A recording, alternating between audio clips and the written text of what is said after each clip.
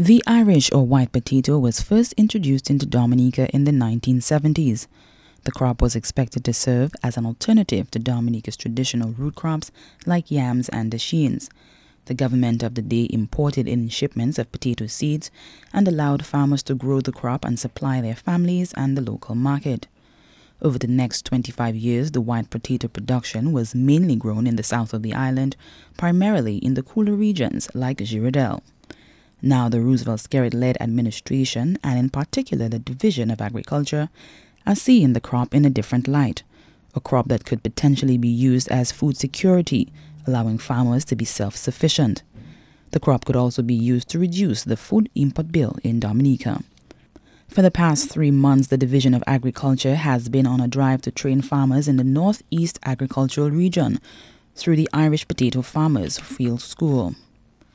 The region has never seen the production of Irish potatoes on such a scale. As many as 48 farmers began the program, but only 30 of them made it to the end.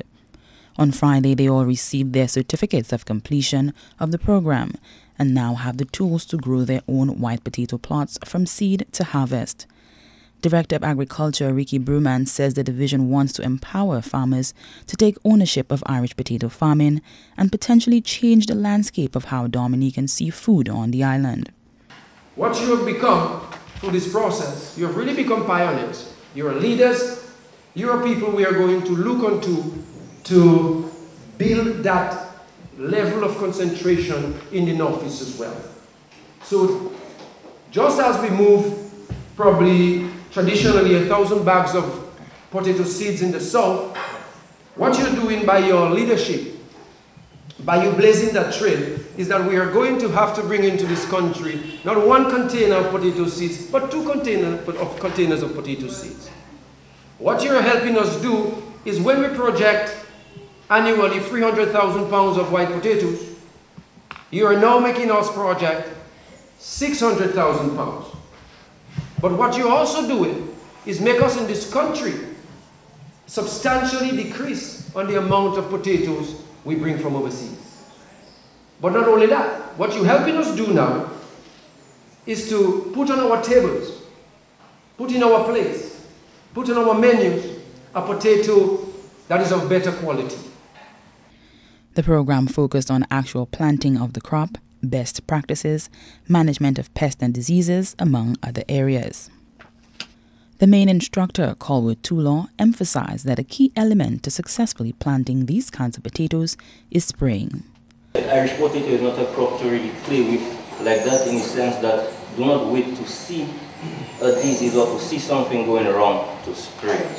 Just go ahead and have your routine, whether you're using synthetic, whether you're using your natural, what you want for organic, whatever, is up to you. Just go right ahead and spray, because Irish potato, when you get one of those blights, yeah, it's wildfire. Other varieties of white potatoes are being researched to be better suited for that part of the country.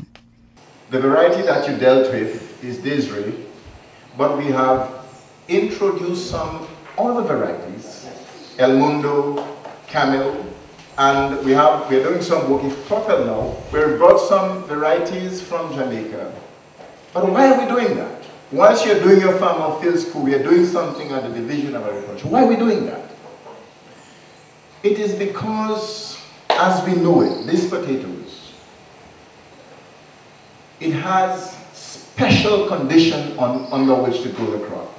So when you know about potatoes, you know about the potatoes in the Girardel, in the Bellevue area. The crop wants a cool temperature, cool nights for bulking. But we believe the potential of Dominica cannot be limited or should not be limited to one variety. And so we are looking at other varieties that will do well in Benz, do well in Calabishi, do well in these areas. The Honorable Minister for Commerce, Enterprise and Small Business Development, Rosalind Paul, says this is an opportunity for agribusiness in that part of the country. As Minister of Commerce, Enterprise and Small Business Development, that you can begin to think of potato and onion production as real agri-enterprise, and that you will draw on the support that is available through my ministry.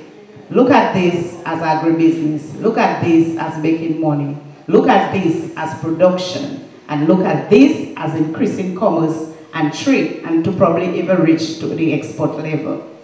But what about the actual farmers who spent 12 weeks learning about the crop? How does potato farming benefit them?